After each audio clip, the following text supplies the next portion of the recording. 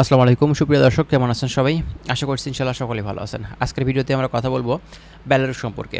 বর্তমান সময়ে বাংলাদেশ থেকে এখন বেলারুশে প্রচুর বাংলাদেশি চেষ্টা করছেন যাওয়ার জন্য, নতুন করে ফাইল দিয়েছেন। এখন বিভিন্ন এজেন্সি কিন্তু বেলারুশ নিয়ে কাজ করছে। এই বেলারুশ দেশটি আপনাদের জন্য কেমন হতে পারে? এই বেলারুশে বর্তমান সময়ে এখন আপনাদের যেতে গেলে কেমন খরচ লাগতে পারে? আজকের ভিডিওতে আমরা বেলারুশ যাওয়ার খরচ সম্পর্কে বিস্তারিত কথা আপনাদের মাঝে বলবো, কারণ অনেকেই নতুন করে ফাইল দিচ্ছেন, সে কারণেই বেলারুশে যাওয়া সম্পর্কে মূলত খরচ সম্পর্কে অনেকেই জানতে চান। তো আপনারা জানেন যে 2025 সালে ইউরোপের নন সেনজেন কান্ট্রিগুলোর যাওয়ার খরচটা কিন্তু পুনরায় বিভিন্ন এজেন্সি আবারও কিন্তু ধাপে ধাপে বাড়িয়ে দিয়েছে। তো এক্ষেত্রে এখন যেতে গেলে আপনাদের কেমন খরচ লাগবে, আমরা সেই বিষয় নিয়ে কিছু কথা বলার চেষ্টা করব। বর্তমানে এখন ভিসা হচ্ছে কিনা সেই বিষয় নিয়েও কথা বলবো। যারা বেলারুশ সম্পর্কে জানতে ইচ্ছুক আছেন অবশ্যই আমাদের চ্যানেলটি সাবস্ক্রাইব করে রাখবেন। কী বিষয়ে আপনি জানতে চাচ্ছেন সেটা কমেন্ট করে দিবেন। চলুন কথা না বাড়িয়ে আমাদের মূল ভিডিওটি আমরা স্টার্ট করি।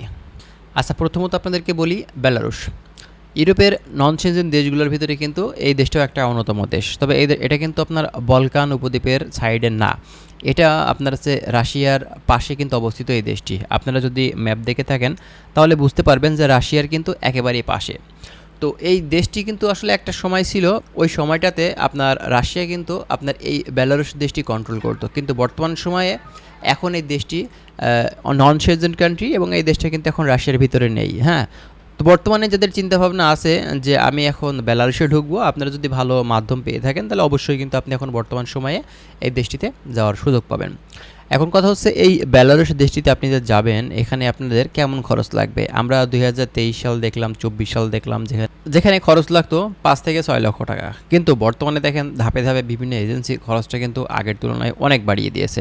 এখন এজেন্সিরা 8 থেকে 10 লক্ষ টাকা তো নিচেই, এবং এরই উপরে আরও চার্জ করা তারা কিন্তু ট্রাই করছে।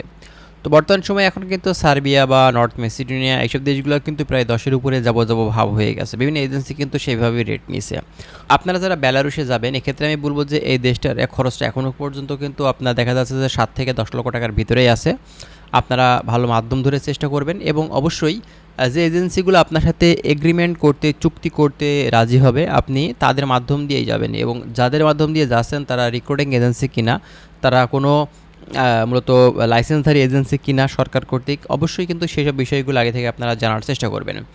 এবং এই বেলারুশ দেশটিতে কিন্তু অনেকেই আবার গেমের উদ্দেশ্যেও যায়। তো আপনাদের আমি আপনাদের কাছে আমি অনুরোধ করব যে এই বেলারুশ দেশটিতে থেকে কিন্তু গেম দেওয়াটা খুবই কষ্টকর বিষয়, যেটা হয়তো অনেকে জানেন, আবার অনেকে হয়তো জানেন না। কিন্তু যারা জানেন না তারা ভালোভাবে খোঁজ খবর নেবেন, কারণ বেলারুশ থেকে গেম দেওয়াটা কিন্তু খুবই বিপজ্জনক। কারণ এই দেশটা থেকে যখন আপনি পোল্যান্ডের যে বর্ডার আছে সেখানে আপনি পার হতে যাবেন বা গেম দিতে যাবেন, তখন কিন্তু অনেক ধরনের সমস্যা আপনার ফেস করতে হতে পারে। কারণ পোল্যান্ডের সাথে বেলারুশের সম্পর্ক কিন্তু খুবই খারাপ বর্তমান সময়ে। এটা মনে হয় যে কোনো সময় যুদ্ধ লেগে যাবে, এমনটা কিন্তু হয়ে থাকে, আমরা যতটুকু খোঁজখবর নিয়ে জানতে পারছি।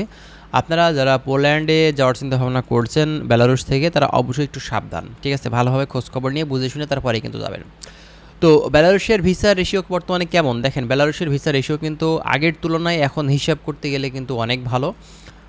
এবং আপনি যদি স্টিকার ভিসা নিয়ে যেতে চান সেক্ষেত্রে কিন্তু আপনাকে ইন্ডিয়া হয়ে স্টিকার ভিসা নিতে হবে। আর আপনি যদি মনে করেন যে না আমি ইনভাইটেশন দিয়ে বা স্পেশাল পারমিট দিয়ে, হ্যাঁ, তো এক্ষেত্রে বাংলাদেশ থেকে কিন্তু ম্যানপাওয়ার করে যাওয়া সম্ভব। তবে এটা সম্পূর্ণটা নির্ভর করছে আপনার দালালের উপরে, আপনার এজেন্সির উপরে, সে আসলে ব্যাপারটা করতে পারবেন কি না, ঠিক আছে? এটা হচ্ছে মূলত কথা। আর সব থেকে বেটার হয় যদি আপনি স্টিকার ভিসাটা ইন্ডিয়া থেকে করে তারপরে ফ্লাই করেন, ওটা সব থেকে বেটার হয়, ঠিক আছে? স্পেশাল পারমিট বা আপনার হচ্ছে যেগুলো ইনভাইটেশন মূলত এগুলোর থেকে কিন্তু আপনার যদি স্টিকার ভিসা থাকে সেক্ষেত্রে কিন্তু আপনার জন্য আরও বেশি ভালো হবে। তো যাই বন্ধুরা, ভালো থাকবেন। আশা করছি বিষয়গুলো হয়তো আপনারা ভালোভাবে বুঝতে পারছেন। আমরা বেলারুশ সম্পর্কে আরও অনেক ধরনের তথ্য কিন্তু ধাপে ধাপে দেওয়ার চেষ্টা করব। অবশ্যই আপনারা আমাদের চ্যানেলের সঙ্গেই থাকবেন। ভালো থাকবেন। আজকের ভিডিওটি এখানে শেষ করছি। আল্লাহ হাফেজ।